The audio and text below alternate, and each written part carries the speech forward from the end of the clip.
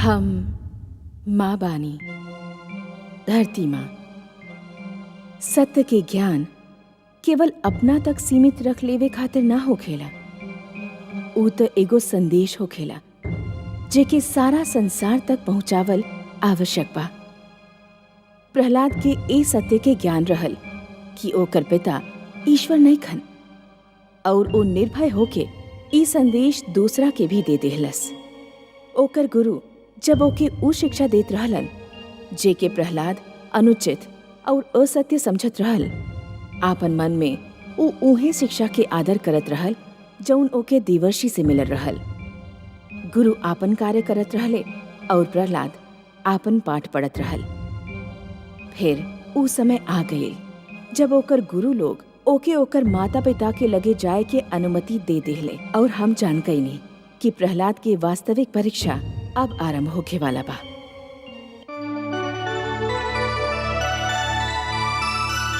महारानी जी, महारानी जी, महारानी जी, बधाई होखे। राजकुमार प्रहलाद गुरुकुल से आ रहल बड़े। सच?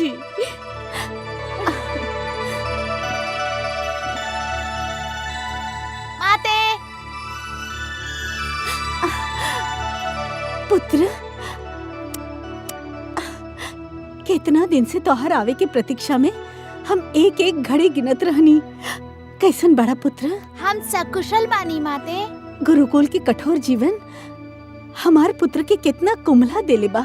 गुरुकुल के जीवन कठोर होखेला माते, बाकी एक कठोरता में आनंद ही आनंद बा। बस कुछ याद आवत रहल त तोहार हाथ के भोजन। जब भी हम भोजन करत रहनी, हमार सामने तोहार मुख आ जात रहल।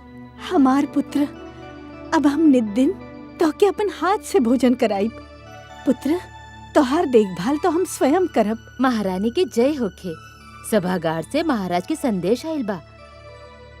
उनके राजकुमार के आवे के सूचना मिल चुकल बा।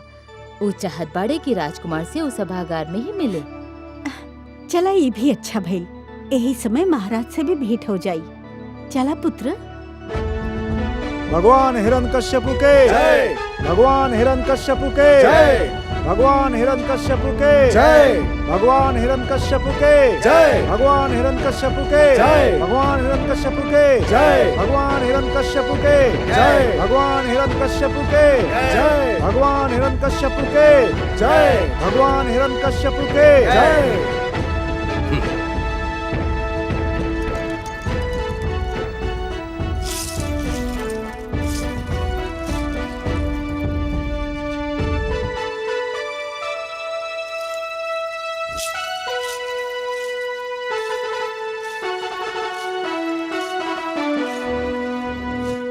भगवान हिरण्यकश्यप के जय होखे।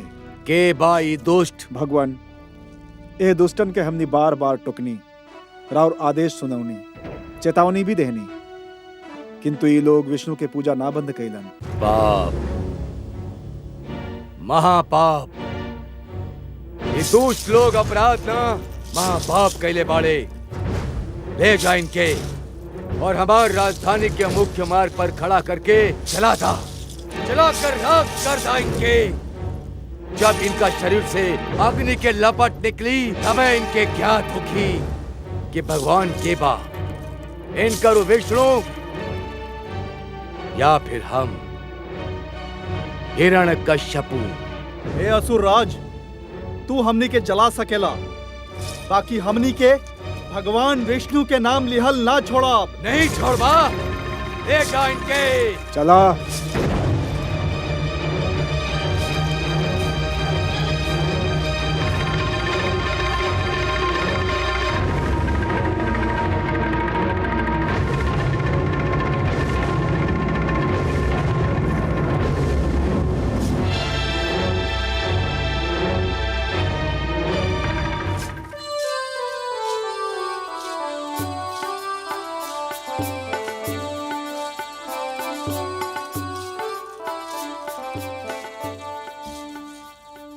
पिताश्री।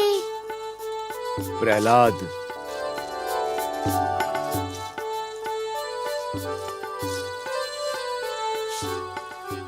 कैसन लागल तो के गुरुकुल पुत्र? बहुत सुंदर। पिताश्री, जानत बानी हुआ हमके बहुत सारा मित्र मिल गईले।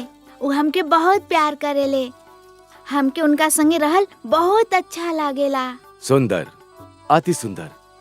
और तुहार गुरु उनके कैसन पौला तू? वो भी बहुत अच्छा और बहुत विनम्र बाड़े। हमार देखभाल करत रहले। परंतु पिताश्री उनके तो ये भी नहीं क्या पता कि शिष्य के का पढ़ावे के चाहिए। वो तो शिष्य के एगो असत्य पाठ पढ़ावेले। देखला कितना चतुर बा हमार पुत्र। इतना छोटा आयु में ई भी जान लिहलस कि सत्य और असत्य में का अंतर बा। धन्य बाड़ा पुत्र, तू धन्य है। किंतु पुत्र, तू ये कैसे जान लेलस कि तोहार गुरु तोहके असत्य पाठ पढ़ा रहल बाड़े? उनके तो ये भी ज्ञान नहीं खे कि ईश्वर के बाड़े। हम कुछ समझनी ना। वो हमके गुरुकुल में बनल मंदिर में ले गईलन और मूर्ति दिखा के कहे लगले कि ईश्वर बाड़े, इनकर पूजा करा। और तू का कहला? हम कहनी कि हमार पिताश्री के मूर्ति बा, ये ईश्वर नहीं खन, ईश्वर के हुआ और बा।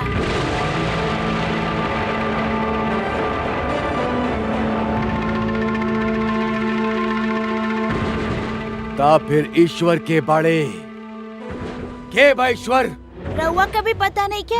लागत बा कि राव गुरु भी रउआ के ना बतावले कि ईश्वर के बाड़े। हम तुहार मुख से सुने के चाहत बानी कि ईश्वर के बाड़े बतावा। चली, राव गुरु ना बतावले तो हम ही बता देत बानी। ईश्वर ऊ बाड़े जे कण कण में बसेले, हर मन में बसेले, चारों ओर बसेले। क्षीर सागर जिनकर बसेरा बा, शेषनाग जिनकर सैया बाड़े, उनकर नाम बा वासुदेव श्री विष्णु। हमार पुत्र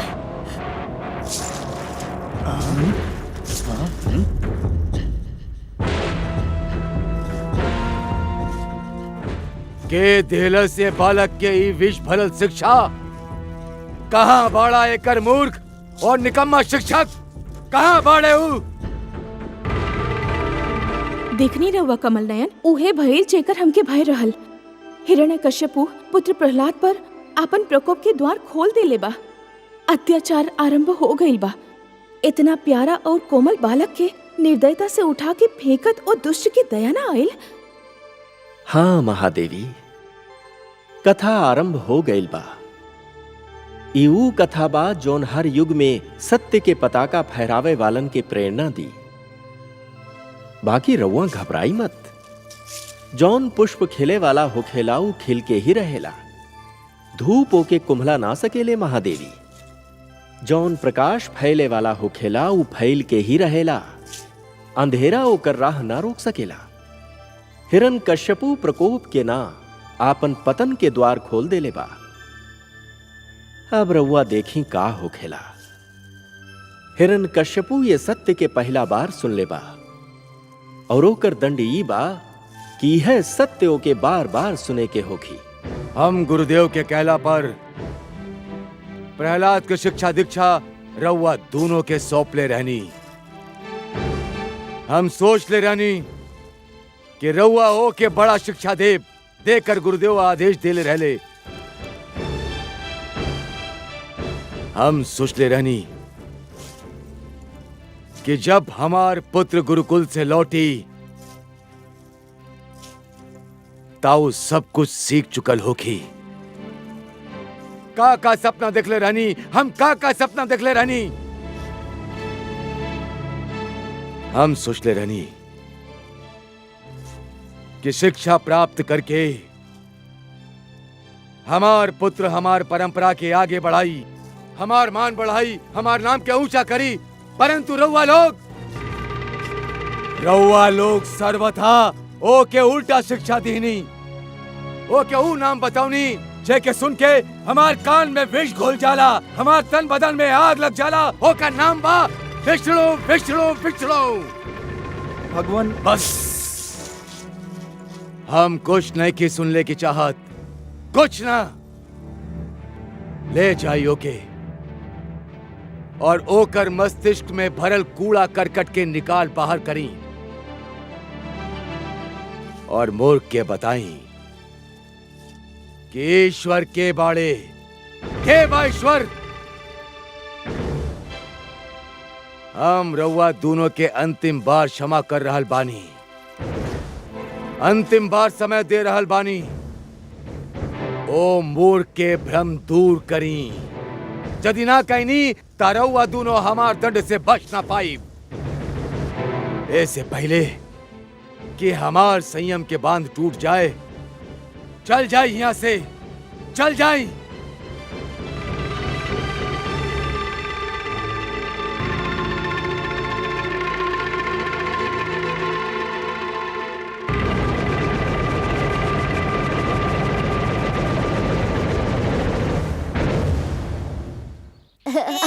अरे का करत बड़ा?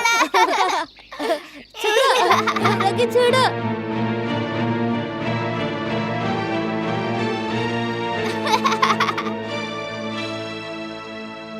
यह तोहार शैया बा राजकुमार।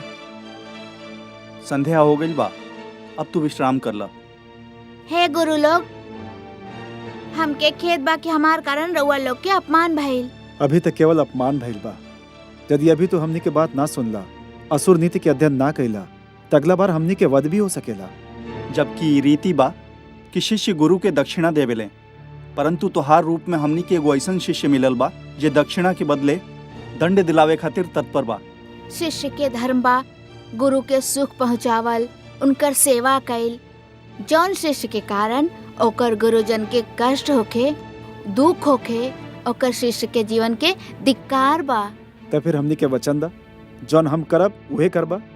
हम ई वचन तो ना दे सकतानी, परंतु हम ई वचन अवश्य दे सकतानी कि हमार कारण रउआ के कोनो कष्ट ना होखे। तोहार मुख से तो कभी इतना मधुर बोल निकलेला कि मन प्रसन्न हो जाला, और कभी ऐसन कटु वचन बोलेला कि हमनी के प्राण सूख जाला। कटु वचन? हम कभी कटु वचन ना बोलनी। रउआ सत्य वचन के कटु वचन काहे कहतानी? हाँ हाँ वो है, परंतु तोहार सत्य वचन हमनी के विचार से मेल ना खाला।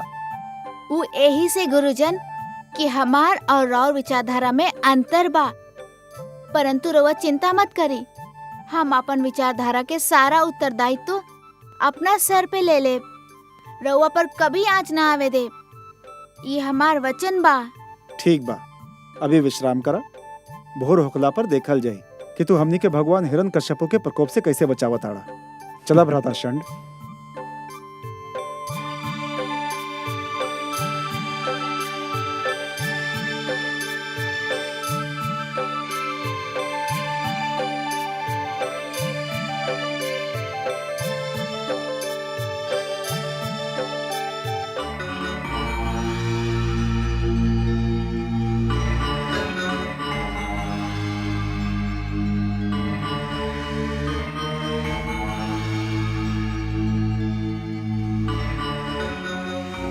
स्वामी,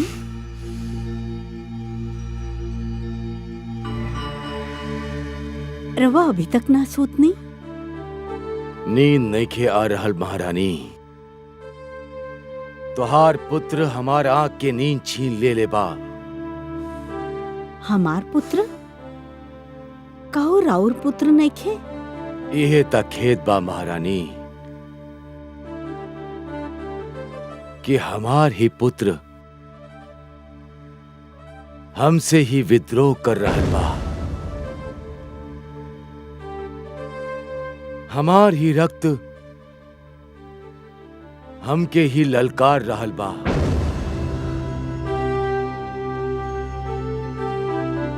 एगो रात्रि ओ रहल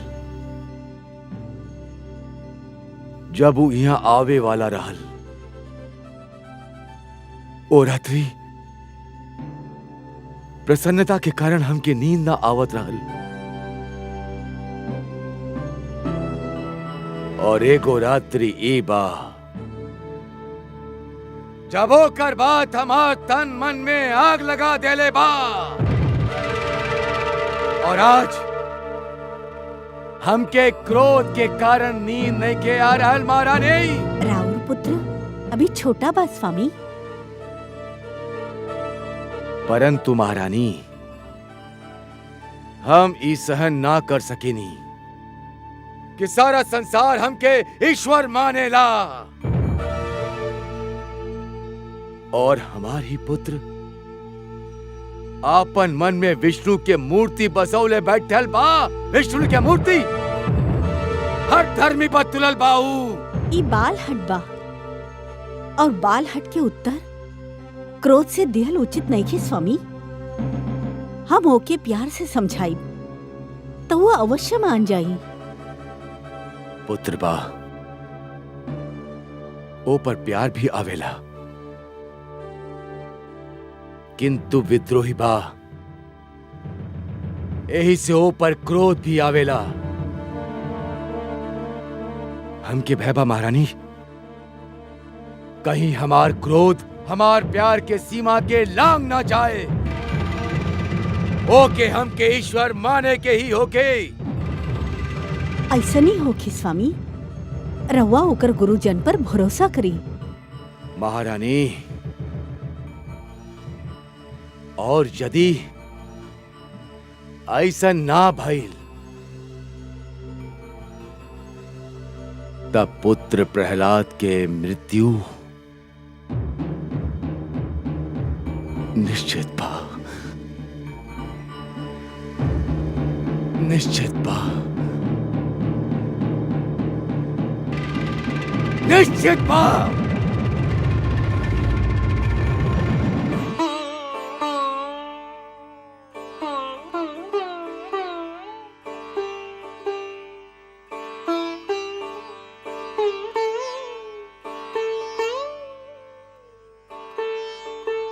मित्र प्रहलाद, राजकुमार, का हो गइल बा इनके? इनकर तो सांस भी नहीं खे चल रहल। कहीं मर तो नहीं खे गइल हमने के मित्र? चलो गुरुजन के बतावे जाए। चलो चलो।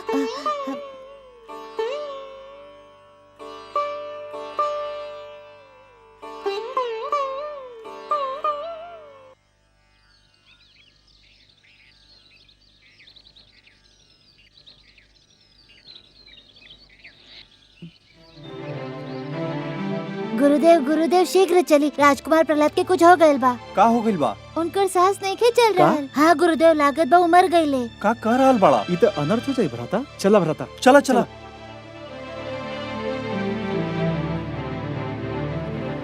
प्रहलाद, शिष्य प्रहलाद। राजकुमार, राजकुमार के सांस नहीं चल रहल।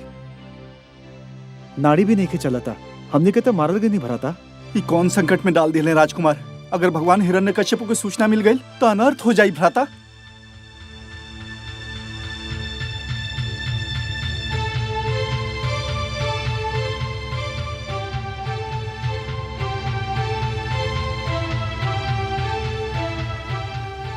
का भाई, रउआ लोग इतना भयभीत काहे दिखाई दे रहल बा? भयभीत? रउआ तो हमने के प्राण ही संकट में डाल दिले रहनी। काहे? हमने के तो समझत रहनी कि रउआ के कुछ हो गइल बा। कुछ ना भइल रहे हमके। कुछ ना, परंतु ये सब का रहे? हे गुरुजन, रउआ लोग अकारण ही घबरा गईनी। कुछ ना भइल रहे हमके।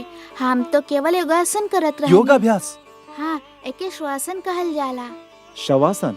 हाँ, एके योग मुद्रा भी कहल जाला। एमे श्वास के भीतर ही खींच के भीतर ही रोक लिहल जाला और प्राण के शरीर के ब्रह्मांड में अर्थात मस्तिष्क में स्थिर कर दिहल जाला।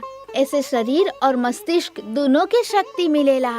हे कमल नयन, क्षण भर खातिर तो हम भी स्तब्ध रह गए। हमके अचरज होखत रहल कि पुत्र प्रहलाद के जीवन लीला इतना शीघ्र कैसे समाप्त हो गई। महादेवी, पुत्र प्रहलाद के जीवन लीला अभी तो आरंभ ही नहीं खे भइल तो समाप्त कैसे होगी? प्रहलाद प्राणायाम के अभ्यास करत रहल। प्राणायाम जौन योग क्रिया के एगो अंश बा, श्वास पर नियंत्रण पावे के गुण बाई।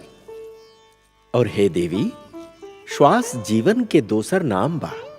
जे श्वास पर नियंत्रण पाली उ जीवन पर नियंत्रण पाली। ई सब पुत्र प्रहलाद के देवर्षि सिखौले रहले। हाँ महादेवी, देवर्षि जानत बाड़े कि ए योग क्रिया के महत्व आवे वाला युग में जाके ही जान पड़ी। आवे वाला युग में धरती पर जनसंख्या इतना बढ़ जाई, इतना नित नया आविष्कार होखी कि वातावरण दूषित हो जाई, प्राणवायु विषैला हो जाई। और उस समय श्वास पर ही नियंत्रण मानव खातिर बहुत उपयोगी सिद्ध होगी। रउआ सत्य कह रहल बानी सर्वज्ञ। आवे वाला युग में योग क्रिया हर समुदाय, हर वर्ग के स्त्री पुरुष खातिर स्वस्थ जीवन के आधार बन जाई। और प्रहलाद खातिर तई और भी आवश्यक बा महादेवी, काहे कि अब ओकर जीवन में जौन घटना घटे वाला बा ओमे ओकर योग क्रिया ही ओकर साथ दी। प्राणायाम, श्वास परी नियंत्रण भू जल वायु हर स्थान परी काम आवेला और उई नियंत्रण क्रिया स्वयं देवर्षि से सीख ले बा।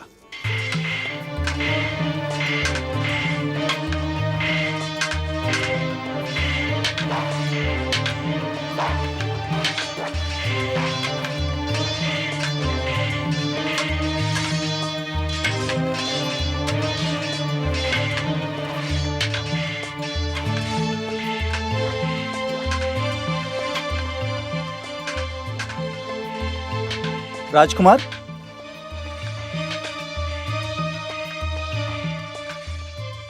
हे गुरुदेव, हम रउआ से कितना बार विनती कर चुकल बानी कि रउआ हमके शिष्य कह के बोलाई, राजकुमार ना। चला ऐसे ही सही। बाकी तू दूसर असुर बालक के भांति शस्त्र विद्या में रुचि काहे नहीं खिले? हे गुरुजन, शस्त्र विद्या जितना सीखल आवश्यक बा हम सीख चुकल बानी। शस्त्र विद्या के नाम पर ई बालक जौन कुछ सीख रहल बाड़े उ मन के हिंसा की ओर खींचेला और हमके हिंसा में कोनो रुचि नहीं। परंतु शिष्य जेकर हाथ में शस्त्र होखेला उहे तबीर कहाएला। शस्त्र उनका हाथ में होखेला जेकर मन में भय के वास होखेला। जिनका मन में भय ना होखेला उनका हाथ में शस्त्र की आवश्यकता ना होखेला। तू तो विचित्र नीति बता रहल बड़ा शिष्य। शस्त्र तो शक्ति के प्रतीक होखेला। हे आदरणीय गुरुदेव, मूर्ख शस्त्र के आपन शक्ति समझेला और बुद्धिमान आपन भीतरी शक्ति के आपन शस्त्र समझेला। बुद्धि के शक्ति के केहू भी न हरा सकेला।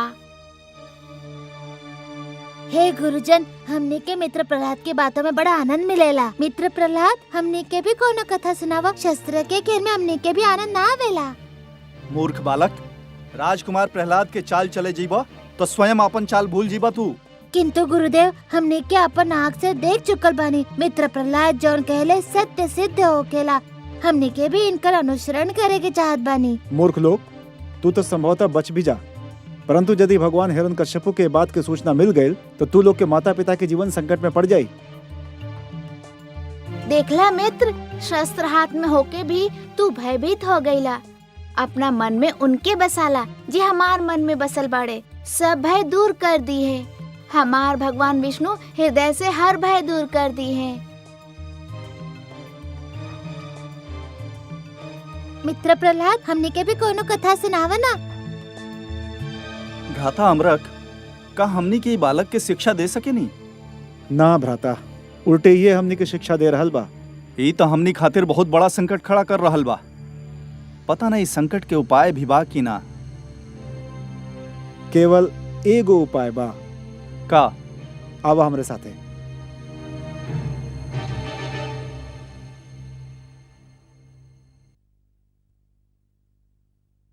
महारानी की जय होखे। गुरुकुल से गुरु शंट और गुरु अमर कायल बाड़े और रवा के मिले की चाहत बाड़े। ए समय इतना रात्रि के कहत बाड़े कोनो बहुत आवश्यक कार्य बा। ठीक बा, भेज द। जी महारानी जी।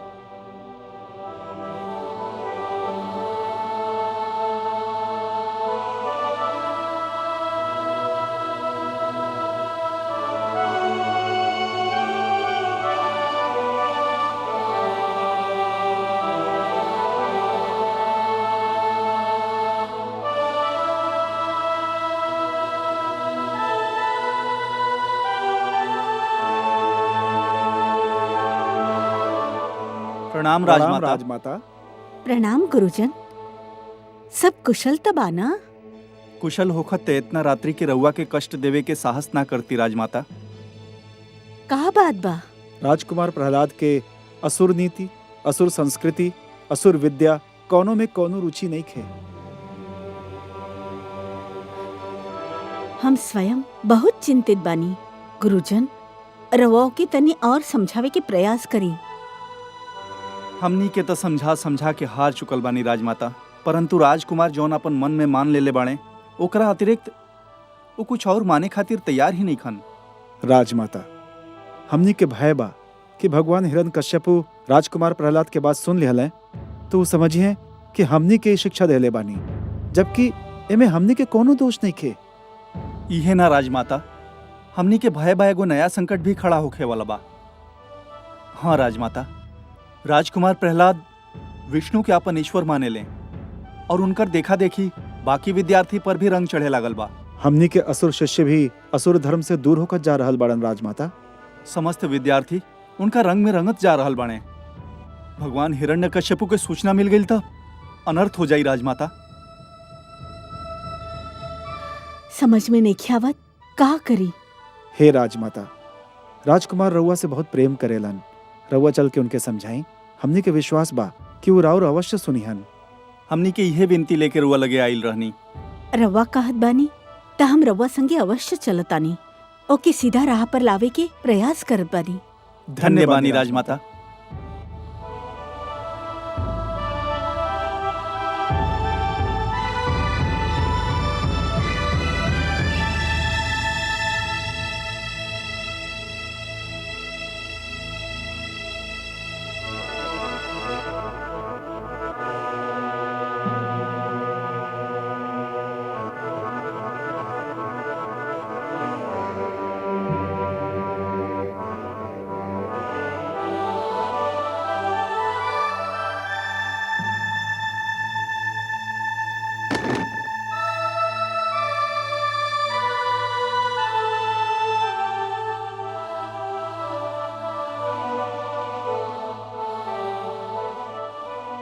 पुत्र प्रहलाद,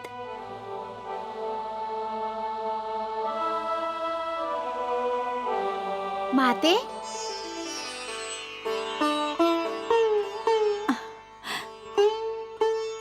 माते, रउआ के देख के हमार मन प्रसन्न हो गए, परंतु रउआ के कष्ट करे के का आवश्यकता रहल? हमके बुला ले रहती।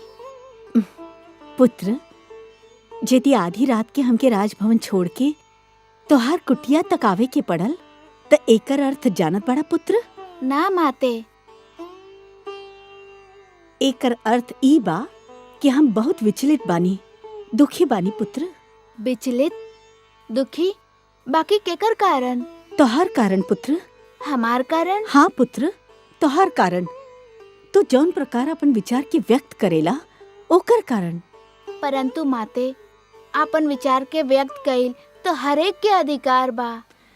अवश्य बा पुत्र, परंतु एगो के अधिकार दोसर खातिर हानि होखे लागे त हरेक के सोचे के चाहिए कि अधिकार के प्रयोग कौन सीमा तक कइल जाए। आई माते, स्थान ग्रहण करी। अब रउए बताई माते, हमके का करे के चाहिए? जानत बड़ा पुत्र, तोहार दुन्नो गुरु कितना चिंतित बाड़े। क्षमा करी माते, उ चिंतित ना भयभीत बाड़े। भयभीत यही से क्यों जानत बाड़े कि हम सबके जौन शिक्षा दे रहल बाड़े वो शिक्षा सत्य पे आधारित नहीं के। वो जानत बाड़े कि वो अपन विद्यार्थी से जौन विचार के माने खातिर कह रहल बाड़े वो विचार पर स्वयं उनके संदेह बा। वो जौन बात पे विश्वास करे के प्रचार करेले ओपे उनके स्वयं भी विश्वास नहीं खे। वो हमार कारण चिंतित नहीं खन माते, अपन झूठा पाखंड के कारण भयभीत बाड़े। बाकी हम भी तो भयभीत बानी। जौन दिन से तू महाराज के रुष्ट कैले बड़ा, हमार रात की नींद उड़ गईल बा। हर पल यह भय रहला कि तोहार का होगी, और यदि तोहके कुछ हो गईल तो हम का करब? भय के मन से निकाल देही। जब रउआ ई नइखे जानत कि राउर का होखी, हम भी नइखे जानत कि हमार का होखी, तो फिर एकर खातिर सोचे के का बा? सब भगवान पे काहे ना छोड़ दिहल जाए? काहे के होखी तो उहे जौन ईश्वर चाहे ले। का होखी, का होखे वाला बा, ये भी केवल उहे जाने ले। फिर हमने के काहे चिंता करी? जितना सरलता से चिंता से तू मुक्त हो सकेला, हम कैसे हो सकेनी? हमार खातिर तो एक और हमार पति बाड़े और दूसरा और हमार पुत्र, और वो दोनों की चिंता में फसल हम एगो पत्नी, एगो माता, जी न ए पार जा सकेले और न ओ पार।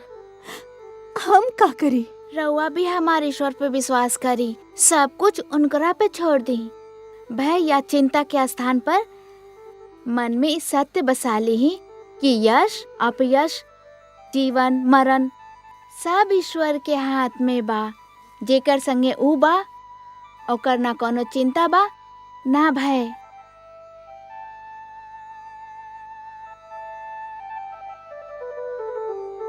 ओम नमो नारायण। ओम नमो भगवते वासुदेवाय।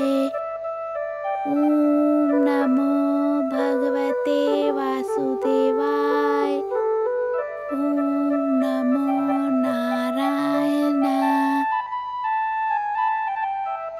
ओम नमो भगवते वासुदेवाय। ओम नमो नारायण। ओम नमो भगवते वासुदेवाय। ओम नमो नारायण। ओम नमो भगवते वासुदेवाय।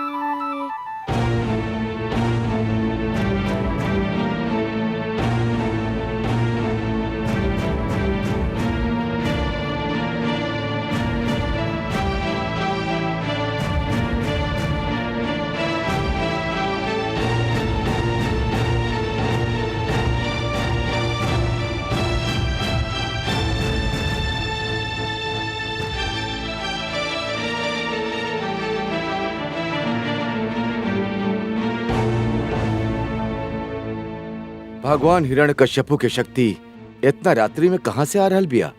पुत्र प्रहलाद से मिले के मन करत रहल, ओही से मिल के आ रहल बानी। रउआ कारण ही कष्ट कईनी महारानी। हम स्वयं कल होके आपन सभागार में बुलावे वाला बानी। कल? ना स्वामी, इतना शीघ्र मत बुलाई ओके। ओकर शिक्षा में बाधा आई। अभी कुछ दिन और ओके गुरुकुल में ही रहे दी। एकर अर्थ ई भइल ओ से मिले के पश्चात रउआ के ई ज्ञात भइल कि ओ गुरुकुल में ओ कुछ नइखे सिखले जौन ओकर गुरु ओके सिखावे के चाहत रहले। ऐसा नइखे स्वामी, बाकी ओके तनी और समय मिलल आवश्यक बा। ना महारानी, हम और अधिक समय ना दे सकेनी। ये प्रश्न भगवान हिरण्यकश्यपु के मान सम्मान के बा। ये प्रश्न हमरे अभिमान के बा। हम कल ही सेनापति अश्वमित्र के भेज के प्रहलाद के सभागार में बुलावे के आदेश देत बानी।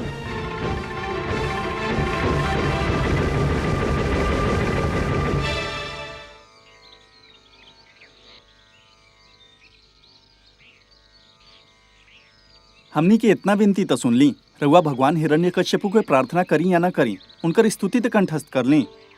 हे गुरुदेव, रउआ जानत बानी कि रउआ जौन कह रहल बानी वो हमार पिताश्री के भय से कह रहल बानी, अपन मन से ना। आप जानत बानी कि कोनो राजा के स्तुति ना कइल जाला, केवल ईश्वर की स्तुति कइल जाला। और हमार ईश्वर नारायण बाड़े, हमके उनकर स्तुति कंठस्थ बा। मित्र, हमनी के भी बताओ उ का स्तुति बा? सुनबा? हाँ हाँ, अवश्य सुनल जाई। अरे अरे, ई का अनर्थ कर रहल बाड़ा? हमनी के प्रहलाद की स्तुति सुने की चाहत बानी। त सुना, आवा हमार संगे।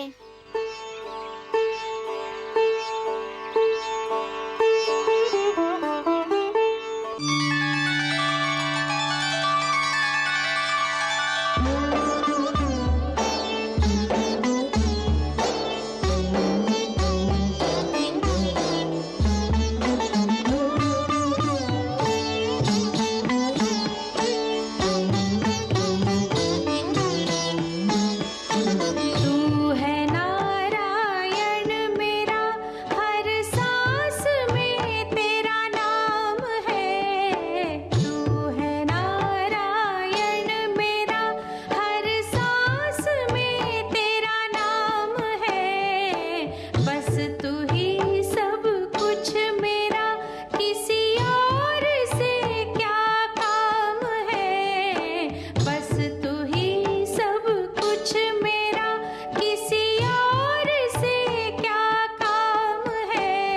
किसी और से क्या काम है।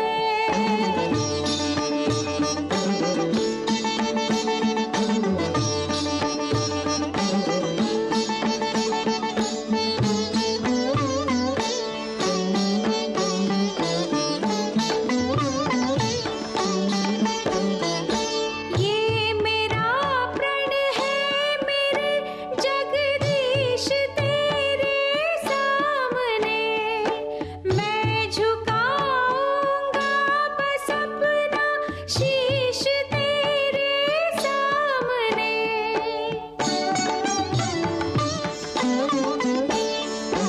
तू ही मन मंदिर में है, तुझे कोटि कोटि प्रणाम है, तुझे कोटि कोटि प्रणाम है।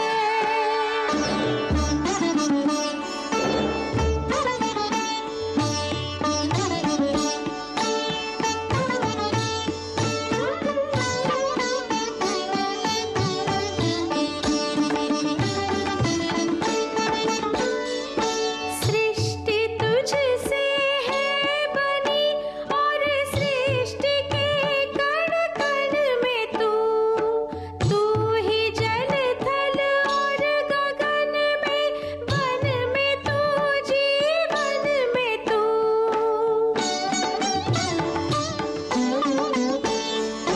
हर दिशा में छवि तेरी, चहुओर तेरा धाम है। तू है नारायण मेरा, हर सांस में तेरा नाम है। बस तू ही सब कुछ मेरा, किसी और से क्या काम है, किसी और से क्या काम है।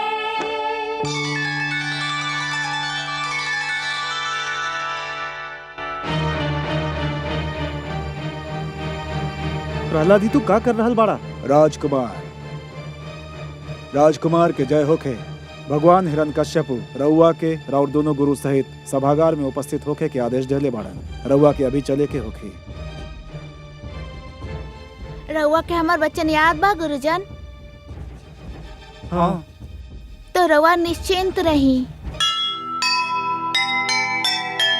क्या होगा अगली घड़ी है ईश्वर को ज्ञान। एक और विश्वास है, एक और अभिमान। आज चुनौती झूठ की, सच ने की स्वीकार। देखें किसकी जीत हो, देखें किसकी हार, देखें किसकी हार। तो सुनेगा ये पुराण, पाएगा सुख और ज्ञान, पाएगा सुख और ज्ञान। कर्म को ही धर्म जान, प्रेम की तू छेड़तान, प्रेम की तू छेड़तान। बीते युग बता रहे हैं, बीते युग बता रहे हैं, सत्य पथ पे चल सुजान। विष्णु पुराण।